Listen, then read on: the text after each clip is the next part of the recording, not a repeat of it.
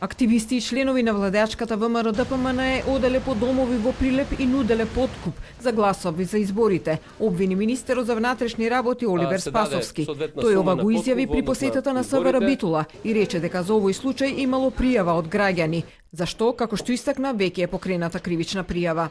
Веќе има пријавено таков случај од двајца граѓани на Прилеп дека е понудено од политичката партија ВМРО-ДПМНЕ да се даде соодветна сума на подкуп во однос на изборите.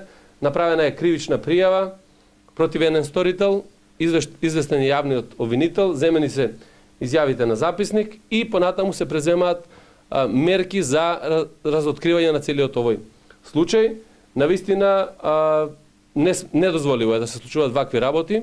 Апелирам до политичките партии да кампањите ги водат на ниво на програми и на концепти, не на ваква злоупотреба која што се прави во изборниот процес.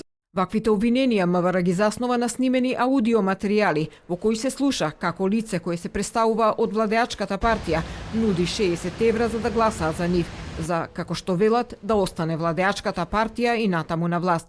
Снимката ја објави порталот Публикум. Дадете податоци од број на членовите во семејството, телефонски број да не ставите исто, а да можеме вака сега да можеме да ве исконтактираме на денот на изборите, да бидете достапни, да можеме да ве исконтактираме да биде доделени паричната помош.